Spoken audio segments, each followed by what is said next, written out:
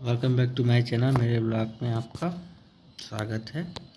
और अभी आज हम डिस्कस करेंगे पावर ट्रांसफार्मर के पीआरवी के बारे में। पिछले वीडियो में हमने देखा था कि अभी जो हमारा जो बुकोज रिले है किस तरह से ऑपरेट होता है, कैसे इसका वर्किंग प्रिंसिपल होता है। आज हम डिस्कस करेंगे पीआरवी, प्रेशर रिलीज वाल्व। इसके जैसे नाम से ही पता लग रहा है कि कैसे मेन टैंक का या प्रेशर को रिलीव करता है। वाल्व प्रेशर मेन टैंक के ऑयल प्रेशर को किस तरह से रिलीव करता है, तो इसको हम प्रेशर रिलीफ वाल्व भी बोलते हैं और इसको हम प्रेशर रिलीफ डिवाइस भी बोलते हैं। तो स्पेशली यह जो दो इस पे जो है मैकेनिकली बेस होता है और पीआरवी।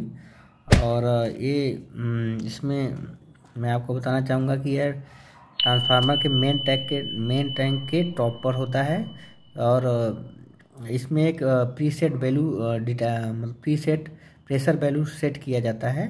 अगर इन केस अगर फॉल्ट की कंडीशन में हमारा ऑयल का प्रेशर बहुत ज़्यादा बिल्ट हो रहा है जिसके कारण हमारा जो ऑपरेटिंग प्रेशर जो होता है अगर उससे ज़्यादा हो रहा है तो हमारा ब्रेकर को ट्रिप कमांड देता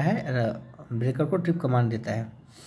अगर ऑपरेटिंग प्रेशर उससे कम है तो नॉर्मल कंडीशन में रहता है। तो पीआरवी को अगर मैं आपको दिखाऊं तो ये देखिए इसमें क्या होता है कि मेन टैंक के टॉप पे ही हमारा मेन बॉडी के टॉप पे इस तरह हमारा पीआरवी लगा रहता है। पीआरवी के अंदर अगर बहुत ज़्यादा एक्सेस सडनली प्रेशर बढ़ रहा है तो हमारा क्या करता है, ये ऑयल ऊपर की तरफ जाता है और ये ऑयल ऊपर की तरफ जाता है। ये स्प्रिंग लगा रहता है।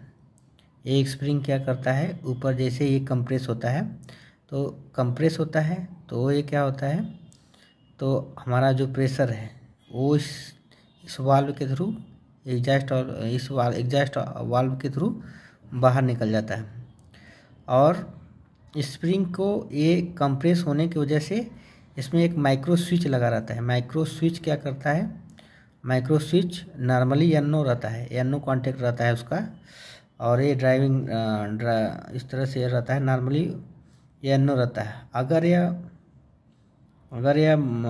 यह फ्लैग ऊपर उड़ गया, एनो माइक्रो स्विच अगर यह इस तरह से है, आपको इस ड्राइव में दिखा रहा है, माइक्रो स्विच एनो कंडीशन में रहता है और फ्लैग डाउन रहता है। अगर फ्लैग ऊपर की तरफ वर्टिकल है तो एनो से इसका कॉन्टेक्ट एनसी बन जाता है, जिसके कारण हमारा पीआरवी ऑपरेट होता है। इसमें अलार्म की कंडीशन नहीं है।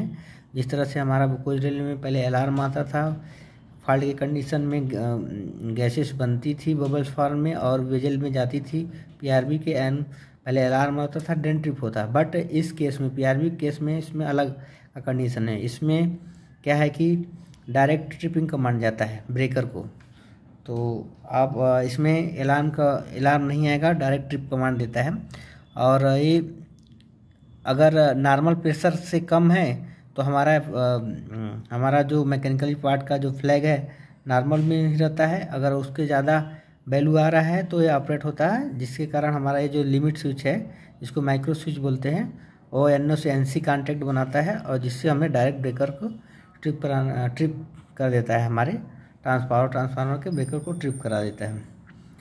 तो तब तक के लिए ओके। इसी तरह मैं आपको अलग अलग डिवाइस के बारे में, ट्रांसफार्मर के प्रोटेक्शन के बारे में बताता रहूँगा आपको। मैं ऑपरेटिंग प्रेशर की अगर बात करेंगे तो आप अगर इसका प्रेशर 0.42 kg पर सेंटीमीटर है और 0.49 kg पर सेंटीमीटर, 0.56 kg पर सेंटीमीटर स्क्वायर और 0.70 kg पर सेंटीमीटर, डिपेंड अपॉन यू किस तरह से आप पीआरवी का प्रीसेट वैल्यू रख रहे हैं, आप किस तरह से ये रिले डिजाइन कर रहे हैं। आपको या तो इतने ऑपरेटिंग प्रेशर पे आपको वैल्यू प्रीसेट करते हैं। अगर उससे ज़्यादा है तो हमारा पीआरवी ऑपरेट होता है, उससे कम होता है तो